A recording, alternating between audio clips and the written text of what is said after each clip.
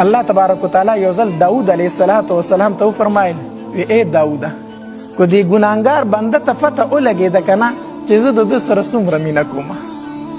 د ګناهګار بنده ته فتح ولګېده چې زه ده ته څومره مینه ورکومه د ده څومره په انتظار یمه کو دی خبر شو دی به خپل زړه وچوي خو ما ته به ځان راورسوي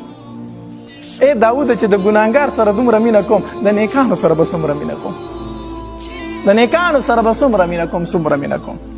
الله تبارک وتعالی هغه ابن قیم رحمه الله فرمایي وی الله تبارک وتعالی د ګناهګار بنده داسې په انتظار کې ناست دی داسې په انتظار کې چې یو مور ده او بچی ورک شوی دی دې مور له نه خوراک خوند ورکوي نه خبرې خوند ورکوي هر ټایم په دې بچي پسې جاړي او خفه ناسته ده او دا مور د شپې ناسته ده شوګیره که خوب ورنه ورځي خپل بچی یادوي او په دې کې ورته ناسته په د بار نه اواز وشي چې ستا زوی راغی ستا نو دا مور چې په دغه ټایم کې څومره خوشحاله شي که نه الله تبارک وتعالی د دې نه زیات خوشحالېږي چې کله ګناهګار بنده وي الله ما معاف که الله ما معاف که الله تبارک وتعالی د دې نه زیات خوشحالېږي الله تبارک وتعالی فرمایي یا ابن آدم انی لک محب فبحقی علیک کن لی محبا الله تبارک وتعالی فرمایي ای بنده زه ستا سره ډېره مینه کوم زه ستا سره څه کومه ای بنده زه ستا سره ډېره مینه ساتمه نو فبحقی علیک کن لی محبا زما هم په تا دا حق جوړېږي چې ته را سره مینه وکړي که نه الله تبارک وتعالی فرمایي ای بنده زه خو ستا سره ډېره مینه کوم نو زما دا حق نه جوړېږي چې ته را سره مینه وکړي زما هم دا حق جوړېږي چې ته را سره څه وکړي مینه وکړي او بیا الله تبارک وتعالی فرمایي حدیث قدسی دی یا ابن آدم ای د آدم بچیا ای د آدم زویا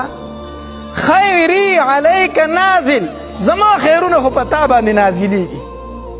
باران در باندې ټیم په ټیم وریږي نور در باندې لګي اوبه در کومه خوراک در کومه زما ټول نعمتونه بنده ستا دپاره دي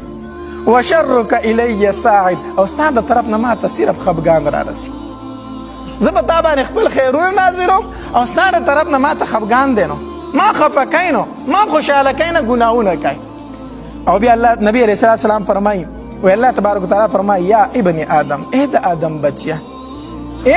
بچیا انا اتحبب علیک بالنعم زه خو په تا سره مینه کوم ځکه په تا باندې څه کوم نعمتونه کوم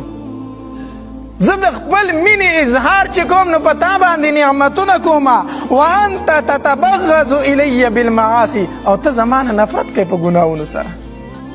زه ستا سره مینه کوم نعمتونه در باندې کوم ته زما نه نفرت کوي نو ګناهونه کوي دا ولې کوي بنده ای د آدم زویه دا ته ولې دا چل کوي او بیا الله تبارک وتعالی فرمایي فی کل یوم یأتینی ملک کریم بقبیح فعلک هر ورځ یو عزتمند فرشته ما ته راځي او ستا ګناهونه ما ته راوړي روزانه یو فرشته ما ته ستا ګناهونه راوړي داسې ګنده دې ما ته پیش کوي لکه مور ته چې ګنده بچی پیش کړی شي مور بچی ګندګي کړي که نه مور ته پیش کړی شي نو مور پې راون خلیصۍ کي پاکې کي تا ما ته روزانه د ګناهونو داسې ګنده پیش کوي او وفي خلوتك وفي خدود شهواتك اذكرني وسلني انا انزعها من قلبك اے الله تبارک وتعالی فرمای بیا هم ته په یوازیوالي کې چېرته یوازې کاینې ما یاد کا ما ته دومره ګنده ته پیش کېږي خو بیا هم ما په یوازیوالي کې یاد کا نو ان انزعها من قلبك دا ګناهونه به ټول زه ستا د زړه نه وباسم تا به پاک صفاکم تا به څه کما پاک صفاکم بیا به دې هم پاک صفاکم حدیث مبارک کې راځي وایي چې کله انسان ګناه کوي که نه ګناه نو دا فرشتې وایي الله دا ستا ډېر نافرمان دی الله دا ډېر نافرمان دی مونږ ته اجازت راکړه چې دې مونږ تباه کړو دې سمیږي نه الله دې سمیږي نه مونږ ته اجازت راکړه مونږ یې تباه کړو ځمکه وایي الله په ما باندې روزانه ګناهونه کوي ما ته لږ اجازت راکړه چې زه ځان ته راوکاږم چې زه خو دې ځان خلاص کړمه اسمان وایي الله ما ته اجازت وکړه زه پکې د کاڼو باران ورم کاڼي پې برسو کاڼي پې ورم الله ما ته اجازت راکړه اسمان وایي اوبه وایي الله دا ډېر نافرمان دی ډېر ګناهونه کوي مونږ ته اجازت راکړه مونږ یې غرقو ډوبه وي الله تبارک تعالی په جواب کې څه وایي؟ اے فرشتو، اے ځمکې، اے اسمانه، اے دریابه، که ستاسو بندۍ خو وکئ ورسره،